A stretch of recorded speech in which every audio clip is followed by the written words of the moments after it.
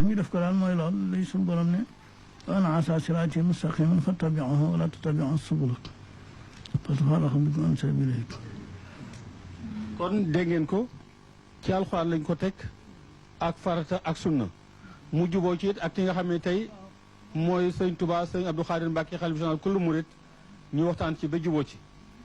mu doon loo xam ni woote bi yemul fii. waaw danañ ko yëgal daal danañ ci waxtaan ak moom. kon woote bi yemul fii ndax dañu bëgg mu yaatu ba daj kaw suuf yëpp fu jullit nekk mën tàbbi ci mbootaay gi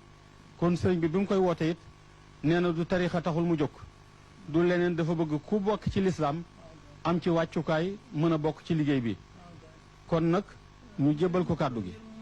lu mën a dooleel lislaam rek moo tax ñu def ko.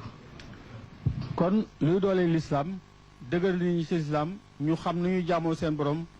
ngir mucc tey ak ëllëg moo tax sëñ Mouhamadou Mourtada Mbacke woo nit ñi ci lii nga xamee ni daf koy samp te bëgg mu sax. dañ ko aj ci asar bi ñu def mbootaay bi ci asar la aju. lépp lu muy def nag wax na ko mu ngi ko aj ci Al Azhar muy école yi nga xam ne taxawal na ko fii di jàng yoo xam ni xam ne doomu aadama bu jàngul du xam te xamul ci réer nga nekk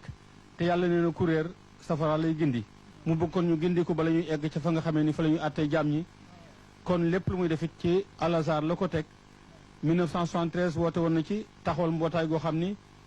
ñu ngi ko tuddee UNICIS nga xamee ni dafa doon ñuy dàmbe ci biir réew mi ñëpp ñuy yëngu ci biir daaray Al Azhar institut boobule pour liggéeyal l'islam liggéeyal luy doxal diine. ak jublu topp yàlla ak yonent bi rek. ak topp yàlla ak yonent bi kon nag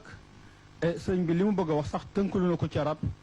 jox ko doomam sëñ Xaasim Mbàkke mi toog suñu wet ngir mu jot leen ko kon ñu jëbal ko kàddu gi. asalaamualeykum wa rahmatullahi taala wa barakaatu. yaqulu llahu tabaraka wa taala fi muxkami tanzili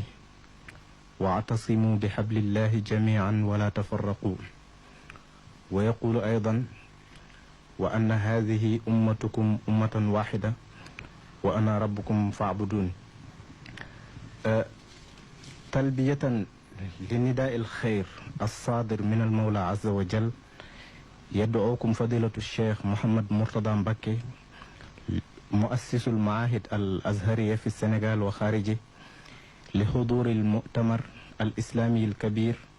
الذي ينعقد في دكار عاصمة السنغال في الجامع الإسلامي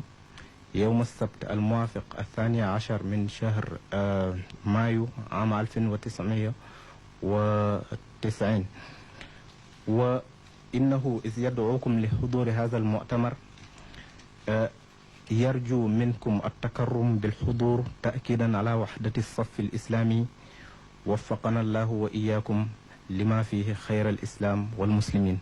والسلام عليكم ورحمة الله وبركاته. ci loolu lañ ko teg wa anna haazaa siraatii mustaqiiman fattabi'uuhu wa laa tattabi'u subula fatafarraqa bikum an sabiilihi. kon loolu nga xam ne sëñ Xaasim wax na ko muy discours arabe bi